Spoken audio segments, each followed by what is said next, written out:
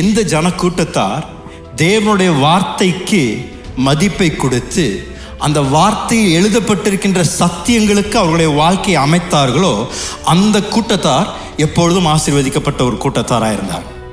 சரித்திரத்தில் அமெரிக்க தேசத்தை பார்த்தீங்கன்னா, அமெரிக்க தேசத்தை அவர்கள் ஸ்தாபித்த பொழுது இன்றைக்கு மேற்கத்திய நாடுகள்லாம் பார்க்கும்பொழுது அவங்க நல்ல ஆசீர்வாதமாக இருப்பதற்கு ஒரு மிக முக்கியமான மூல காரணம் இருக்குன்னா, அந்த தேசங்கள் ஸ்தாபிக்கப்படும் பொழுது அந்த தேசத்தை ஸ்தாபித்த அந்த மனிதர்கள் தேவனுக்கு பயந்த மனிதர்களாக இருந்தார்.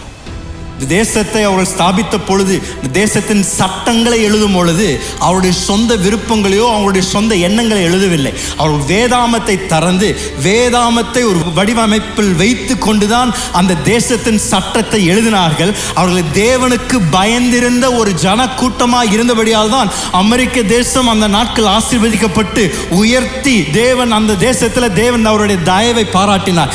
ஐரோப்பா கண்டத்தில் கூட பல தேசங்கள் ஏன் ஆசீர்வதிக்கப்பட்டிருந்தனா, அவர்கள் தேவனுடைய வார்த்தைக்கு அவர்கள் கீழ்ப்படிந்து தேவனுக்கு பயப்படுகின்ற ஒரு சந்ததியாக இருந்து தேவனுக்கு கீழ்ப்படிந்து நடந்த ஒரு ஜனக்கூட்டமாக இருந்தபடியால் தேவன் அவர்கள் செய்ததெல்லாம் ஆசீர்வதித்தார், பெருக செய்தார், அவர்களுக்கு செல்வாக்கு உண்டு பண்ணினார் தேவன்.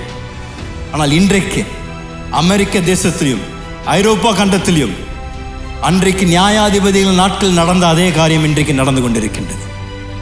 ஒரு புதிய தலைமுறை எழுப்பி கொண்டிருக்கின்றார்.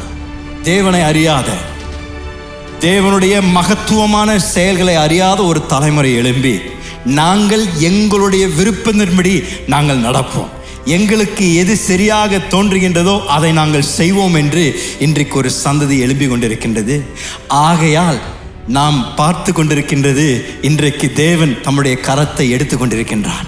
அமெரிக்கா தேசம் இவ்வளோ நாளாக ஆசீர்வதிக்கப்பட்ட தேசமாக இருந்தாலும் இன்றைக்கு குழப்பம் நிறைந்த ஒரு தேசமாய் மாறிக்கொண்டிருக்கின்றது.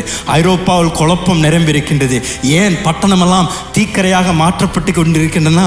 அவர்கள் தேவனுக்கு பயப்படாத ஒரு சந்ததி எழுப்பி கொண்டிருக்கின்றார்கள். தேவ வார்த்தையின் அதிகாரத்திற்கு தங்களுடைய வாழ்க்கையை ஒப்பு கொடுக்காத நிமித்தம் தேவனுடைய ஆசீர்வாதத்தின் கரம் இழந்து போய் கொண்டிருக்கின்றார்.